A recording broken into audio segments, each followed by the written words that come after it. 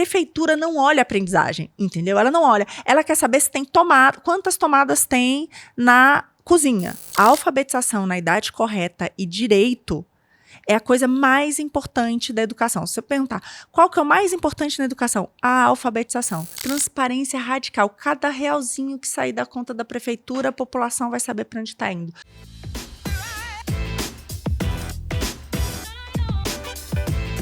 Educação. Acho que é importante falar, vivenciei São Paulo, escola municipal, e vejo, né, uma diferença. Eu estudei na municipal e muito próximo de onde estudava tinha a escola estadual. Já era uma diferença absurda.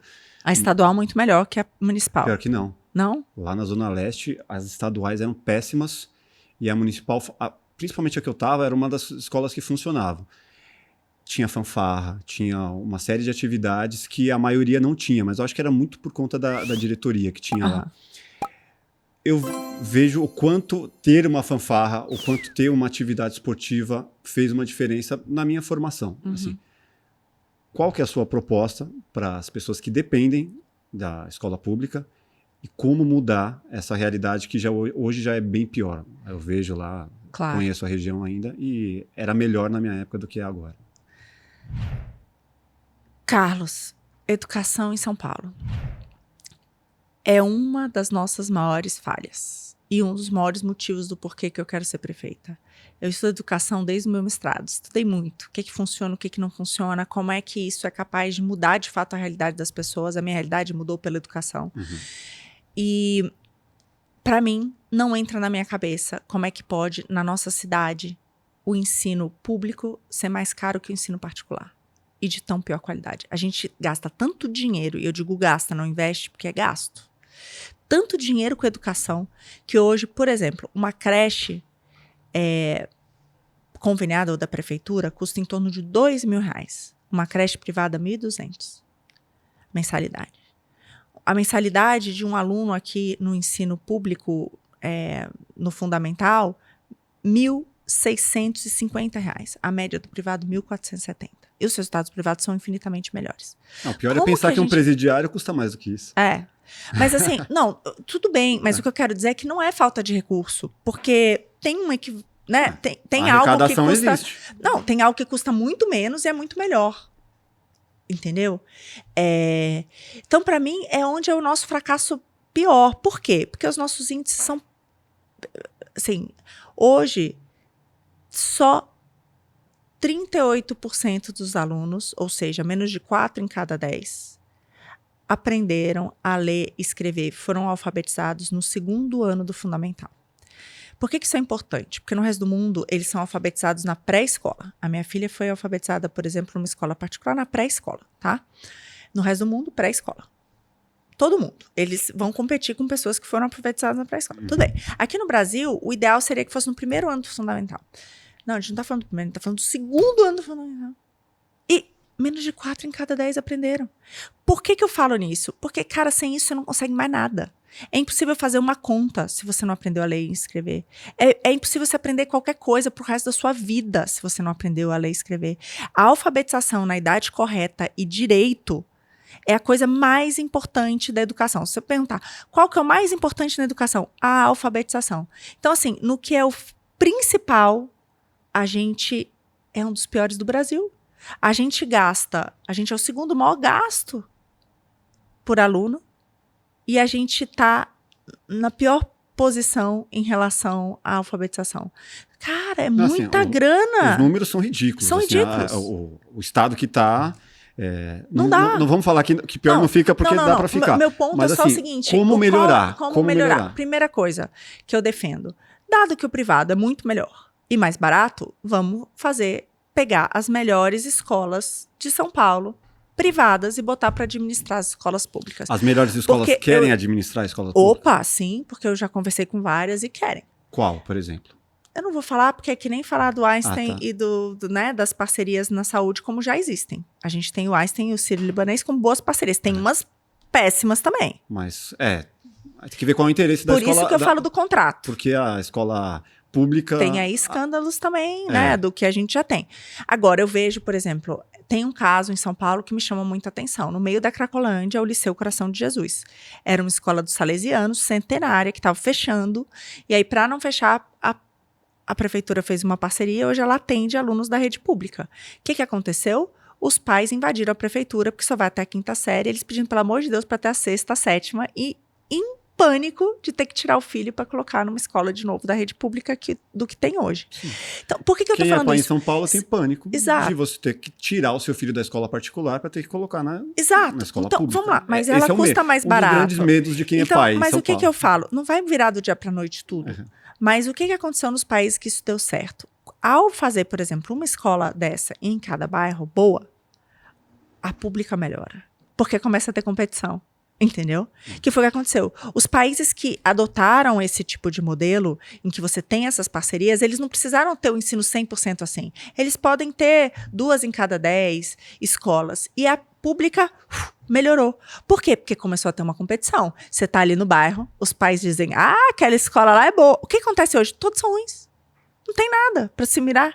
De repente, você começa a ter o fomento, entendeu? De que, olha só, o que eles estão fazendo ali, que a gente pode copiar.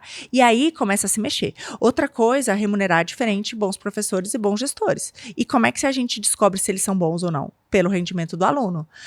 Mas óbvio, aquele ali tem uma realidade muito diferente da outra. Não tem problema. O que a gente quer é que todos melhorem. Quem conseguir melhorar, ganha. Então, quem conseguir melhorar a aprendizagem daquele aluno naquela escola, né? A gente vai competir com ela mesma. Tá melhorando? Ganha bônus. Hoje, meritocracia do professor. Meritocracia do professor e do gestor.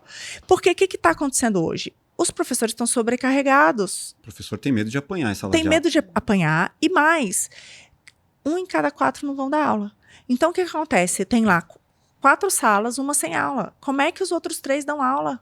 Carlos, como é que dão? Um monte de criança que precisa ser absorvida por aquela sala que está fazendo barulho, que é impossível. Então, hoje, a forma como é, que todo mundo ganha igual, que o bom tem que trabalhar por 3, sabe? Não é recompensado, que o bom gestor está ficando maluco com tanta burocracia e não dá conta e não consegue cuidar da aprendizagem do aluno, em que não tem, a prefeitura não olha a aprendizagem, entendeu? Ela não olha, ela quer saber se tem tomada, quantas tomadas tem na cozinha. Tomadas. Mas ela não olha se o aluno está sendo alfabetizado ou não. Eu quero mudar completamente. Gente, tudo vai ser focado na aprendizagem. E quem deu resultado aqui vai ter uma remuneração bacana. Quem não, rua. Vamos abrir processo administrativo e botar na rua quem não está trabalhando. Quem não quer, de fato, mudar a realidade do aluno. Por quê? Porque eu vejo que essa é a grande chance dessa criança mudar de vida. E eu sinto que os pais não se dão conta. Uma coisa que me deixa, assim, que é gravíssima, a gente teve 2 anos das escolas fechadas. Quando elas reabriram, as provas antes e depois mostraram que deu na mesma. Ou seja, tanto faz seu filho está na escola ou não, em termos do que ele aprende. Pode fazer diferença na sua vida porque ele está num lugar e você consegue trabalhar. Mas em termos de mudança da vida dele, nada aconteceu. Ele ir ou não para a escola dá na mesma. Você já pensou, Carlos, que fracasso é esse? Esse é o nosso fracasso atual. Então, assim, a gente precisa melhorar. Então, o que eu quero trazer? Competição entre as escolas. Como? Remunerando diferente aqueles professores e diretores da rede pública que derem resultado e trazendo a administração das melhores escolas privadas para algumas escolas públicas para que tenha essa competição. Então vamos ter competição, qual competição, a metodologia competição. De avaliação disso? Resultado do aluno. No Enem ou não? Não, a gente vai ter provas trimestrais. Mas quem vai aplicar a prova? A prefeitura. Como, aliás, você sabia que hoje São Paulo não participa das provas anuais que o resto do nosso estado praticamente inteiro faz? Por quê? Porque todo estado está preocupado na aprendizagem. Então, todo mundo faz prova para mostrar que está melhorando. Por quê? Porque você pode cobrar, você pode dizer o seguinte, olha, a gente é o pior do estado, vamos melhorar? São Paulo não faz, porque ele não quer mostrar que ele é o pior do estado e ele não quer ter cobrança para melhorar. Sim, mas se você bonificar quem oferece um melhor ensino, se você colocar essas próprias pessoas para aplicar essa prova, a tendência é que essa avaliação seja... Não, você pode fazer boas avaliações, como você faz do Enem e de outras que são organizadas, você tem fiscais, você tem um monte de... Não, você pode fazer da maneira correta. Por exemplo, o Estado faz provas anuais, prefeituras aderiram a isso, que é o Saresp, que são provas anuais para medir a aprendizagem dos alunos. A gente decidiu não participar. Nossa capital não faz. Por quê? Porque ela não quer mostrar o seu fracasso. Sim. E a gente só consegue melhorar se a gente sabe quais são os nossos problemas. A grande verdade é que hoje a prefeitura não está interessada em nada, em saber que temos um problema grave de aprendizagem, o que fazer com ele. E assim, é importante saber quais são as piores. Por quê? Porque você precisa ajudar. Sim. Qual que é o problema ali? Às vezes é porque tem professor que não vai, às vezes é porque a zona é muito violência, e tá aí a gente precisa colocar mais guardas municipais ali para fazer a ronda, né? Não pode permitir, às vezes você tem um problema de violência dentro da escola e você precisa não permitir que o professor sofra com aquela violência. Então assim, a gente precisa saber o que está acontecendo, mas é impossível saber o que está acontecendo se você fecha os olhos, que é o que acontece hoje. Hoje a prefeitura fecha os olhos, diz que aumentou o salário de todo mundo, faz tudo para todo mundo, não está preocupado com o aluno. A minha preocupação 100% é com o aluno. E o que a gente vai fazer? Exatamente assim, vamos remunerar melhor aqueles que de fato mudam a vida do aluno. E aí vão mudar a vida do aluno. Tem algum plano de atividades extras? Sem dúvida. Musical? Tudo. Música, esporte, instrumento musical, esporte, tudo isso dá um senso, melhora tudo, melhora o rendimento em tudo, Com você certeza. leva para a vida. Sim. Então, artes e esportes vai ter. Agora, a gente quer também parcerias público-privadas, porque também a gente não tem recurso para tudo, então eu vejo que a prefeitura pode ajudar nisso. E outra coisa, que é um grande problema hoje no setor público, que quem está ouvindo a gente aqui sabe, é muito difícil botar um servidor público, mandar embora, se ele faltar, ou se ele não estiver trabalhando, ou se ele estiver atrapalhando. Então, por que eu falo muito das parcerias e dos bons contratos? Porque na parceria, se o cara não estiver fazendo, rua. Essa é a beleza de terceirizar certas coisas. É você poder mandar embora se não prestar um bom serviço. Agora, não é do jeito que a nossa prefeitura, infelizmente, faz hoje. Que ela tem várias dessas parcerias e vários contratos terceirizados, mas não está nem aí, não fiscaliza, são com os amigos, são com os mesmos que estão aí desde sempre e prestam um péssimo serviço. Então, caro com serviço ruim. Caro com serviço ruim. Então, a gente precisa mudar isso. Como é que a gente faz isso? Vamos transparência radical. A gente vai abrir todos os contratos e botar tudo no ventilador. Toda a população vai saber. Cara, eu quero que você tenha aqui, ó, o aplicativo da prefeitura. Igualzinho a sua conta. R$1 foi para quem? Opa, empresa tal. Aí ele vai ter lá, investigada pelo Ministério Público, parará. Porque você começa a pressionar. E aí é muito mais fácil de você romper contratos. Porque eu te pergunto, quais contratos que já foram rompidos nessa cidade com essa porcaria de serviço que a gente tem? Não são. Por quê? Porque ninguém nem sabe, ninguém fiscaliza. Então a gente vai botar tudo, transparência radical. Cada realzinho que sair da conta da prefeitura, a população vai saber para onde está indo. Tudo a população vai saber sobre está indo. E aí vai estar lá linkado todas as matérias que dizem que aquilo está, todos os pareceres do Ministério Público, todos os pareceres do Tribunal de Contas em relação àquela empresa, para dar vergonha. Entendeu? Porque essas empresas que estão sendo, que já foram, por exemplo, empresas que têm parceria aqui com a prefeitura e que não entram em outros estados porque foram acusadas de corrupção. Pô, não pode entrar no edital da prefeitura. Não pode. Então como é que a gente corta? Botando literalmente a merda no ventilador. É isso que eu quero fazer, transparência radical. Ninguém faz nada sozinho, Carlos. São Paulo é grande demais. Sim. Então, assim, por isso que eu quero ter 32 subprefeitos que sejam... Bom, outra coisa, coordenadoria de educação. Cada subprefeitura tem um coordenador regional, né? Então, assim...